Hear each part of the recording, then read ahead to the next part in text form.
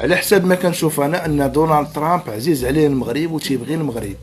اخر تصريح ديالو خرج كيقول انا سمعت في التلفزيون الامريكي والفرنسي حرفيا النهارده بيتكلموا مهزله بكل المقاييس، كارثه بكل المقاييس بتحصل في المغرب. ابل وحده كافيه باش تقضي على حلم 40 مليون مغربي. وشكون كبش الفداء؟ كل ربحات المغرب شكون اكبر خاسر؟ السنغال اللي غتخسر؟ لا. فيفا اللي غتخسر؟ لا. لاكاف اللي غتخسر؟ لا. هادو كاملين غيخسروا بطريقه غير مباشره، وكاين طريقه مباشره شكون اللي غيخسر؟ المغرب تعرض لحملة إعلامية ممنهجة منظمة مهيكلة ممولة من طرف الإعلام المصري ومع كامل الأسف ومن طرف الإعلام الجزائري. هو صافي ابل وحده كتشعل الحرب، وبابل وحده كنهيو حرب. شوفوا دونالد ترامب ابل وحده الامور مزيانه صاحبي. ونتمنى يكونوا المغاربه تعلموا الدرس مزيان. دوك صحاب مرحبا بكم، اجي نعطيكم يدين، نعطيكم الحلوى ونجي نرحب بيه ونخليو البلادي ونتهلا في البراني. شركات القمار واش دخلناك بالله العالم كله مقمر على المغرب باش انه يربح. شركه القمار كتشوف ستاتيستيك كتعرف راسك تخسر زباله ملاير وبغيتها تخليه يربح. هو اللي يتحمل المسؤوليه، كلشي مهبط راسو، حتى واحد ما قدر يمشي يضرب بيناتي هو ولا غادي يساهم في هذه العمليه وفي هذه الاضحوكه. علاش؟ حيت مول الشي يخاف على بلاصتو اخويا العزيز. أخيرا بانت وظهرت الحقيقة كاملة وبانت كل التفاصيل من الألف حتى الياء. عايز تعرف اللي حصل بالتفصيل والقصة كاملة في النهائي الإفريقي ما بين المغرب والسنغاليين. هذا فورماسيون كاملة عندنا في المغرب وخرج من عندنا هنا مدرب. ثم شنو؟ ثم دار فينا ما بغا، ما راه حتى شي حاجة والو. الحمد لله لان كنقول بان هذا درس مستفاد، حيت بزاف ديال المغاربه حتى لهنا كانوا كيعتبروا باننا ما عندنا علاش نتحسدوا، انه عادي اي حاجه طرات عاديه. واثبتنا للعالم جدارتنا في تنظيم التظاهرات الكبرى. جا كلشي انبهر من بنيه تحتيه المغرب، جا كلشي انبهر من الخدمه اللي كدار، وهذا الشيء بينا من خلاله بانه خطينا خطوات نحو المستقبل. لمن ساعتها تحيا ساليجان، عودة تحيا ساليجان.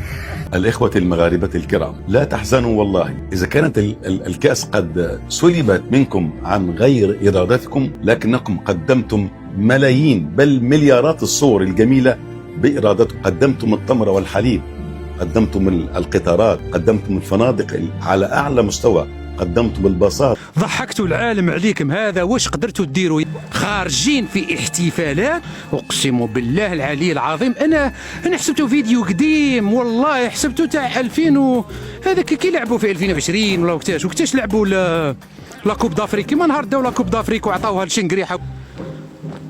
انا حسبته فيديو قديم. يا جماعه خارجين فرحانين بخساره المروكه.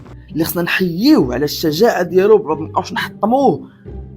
هو دياس حتى واحد ما قدر يكون في بلاصتو. شكون اللي كتخيلوه يكون في بلاصتو؟ سيدتي الكريمه، القواعد ديال الكره تبدلوا قدام عينو، كيشوف بلاصتو في خطر. حيت الا السنغال خرجوا شوها هو ما غيبقاش رئيس الفيفا. حرك لي زابيل، حيت انا اللي كننظم كلشي وانت بلد المستضيف. راه انا السميه، انا الافكار، انا وانت غير بلد مستضيف وانت كذا كذا، وانا اللي كنخلص وانا اللي كندير كلشي وانا كنعطي الفلوس. اخر تصريح ديالو خرج كيقول ان المغرب محمي من طرف امريكا، وان اي واحد مد يديه على المغرب غادي يتلقى صدمه وضربه قويه ترجعوا للحجم ديالو. وهنا بهذا الخطاب هذا انا عرفتو على من تيدق. نتوما وجاو كيشطبوا داو الكوب، لا كيشطبوا هنايا داو ولاو مدين الكوب، وهاد ولاو يحيحوا طلعنا فوق كامبو وصحوا وهرسوا ودقدقوا. حيت عارف راسو بقى كاين مأمن على راسو، مأمن على اي واحد يمثلو في السنغال هنا عايش في المغرب وتيقول لي خذ راحتك اصاحبي. راهو خدام تيفورميو فيه على نيتهم، تيقريو فيه وتيوريوه كلشي. في الاخر جا دارينا الكاس وزاد. يا المغرب امتى غادي تفيق؟ امتى غتفيق اصاحبي؟ امتى؟ مأمنين على راسهم هنا في المغرب اكثر من فرنسا. تخيل والله لن ننسى هذا. الا كان هذا الشيء اللي دار فينا والله ما ننساو، واللي نسى راه بارد القلب والله ما ننساو. بالعكس هادشي كامل مسجل، خصنا ناخذ موقف دابا خصنا ناخذ موقف. انت دابا راه الدوله ديالنا المغربيه والمؤسسات خاصها تعيد النظر في بزاف د الحوايج مع هادو، اللي الخضره ديالنا والماكله ديالنا كتمشي ليهم هما، كتمشي لموريتانيا، تمشي لافريقيا. المشاريع اللي عندنا حنا عندهم تما، البنوك ديالنا اللي عندهم تما. هيا جيب اعاده نظر الاستثمارات اللي كاينين في السنغال. ما عرفتش شحال، انا نوريكم الفيديو. من خدمه نقيه اللي حنا مستمرين فيها، وباننا كما قال السلامي اللاعب ديال الاردن غاديين الى الامام الى الامام. علاش؟ لانه كاين واحد الرؤيه ملكيه واضحه، وكاين واحد الرغبه شعبيه ديال المواطنين كاملين في اننا ننتشلوا هذه البلاد مما تمثله القرار الافريقيه في اعين بزاف ديال الناس من تخلف وانحطاط في المستوى وتاخر على الركب. ظروف مستفاده حيث عندنا فعلا علاش نتحسدوا، لانه حتى الامثله قليله. اغلب الدول الافريقيه اللي بينات على واحد الحقد كبير، سواء جيراننا ولا جيراننا ولا الناس اللي لتحت عندهم مشاكل هيكليه، ونسطروا على هيكليه 3 ولا 4 ديال المرات وما قادينش يزيدوا لقدام. صباح انستغرام نايضه فيه البلبله الصباح، البلبله شرفا. كاين واحد القانون جميل جدا عز عليا نتبعوه، فوقاش ما كنفهمش شي حاجه وكنتلف في شي ايفينمون طاري ولا شي لعيبه كنقول اش طاري. قانون كيقول لك فولو ذا ماني، تبع الفلوس. فوقاش ما تلف وما تفهمش امور كيفاش غاديه، تبع غير الفلوس. سول راسك تساؤل واحد، تساؤل واحد: كم انا فخور كمواطن بوطني، كم أنا فخور بالمنتخب المغربي، كم أنا فخور بالطاقم المنتخب المغربي، بالجامعة، باللاعبين اللي أدوا وعطوا يعني أحسن ما لديهم. وصلنا للفينال لأول مرة منذ 22 سنة. في فترة صعبة كان يدرك بأنه سيمارس نوع من الضغط بطريقة أو بأخرى، ونجح في ذلك لأنه ربما أساء لمفهوم كرة القدم والروح الرياضية.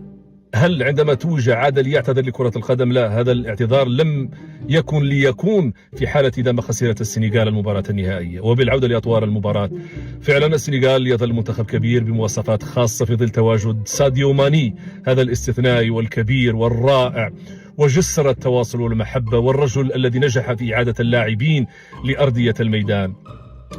ما نهضرش على، رغم أنني ما كنت باغي نهضر صراحة، كنت متحفظ على أنني نهضر، لأن ما غاديش نقدر نقول اكثر من داكشي اللي تقال واللي قالوه خوتي المغاربه، وركزوا لي سطروا لي على هاد خوتي المغاربه. احنا خوت بيناتنا، الله يرحم الوالدين. البارح السيناريو ديال البارح حتى واحد ما كان يتوقع صراحه، بعد التنظيم، بعد الصوره ديال المغرب اللي تعطاتها للعالم، من بعد ما شفنا ملاعب مغربيه، من بعد ما شفنا رقي الجمهور المغربي، عرفاتنا شنو نقدروا نديروا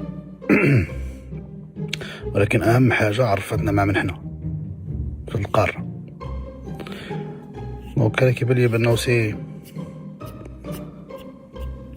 لافونتاج.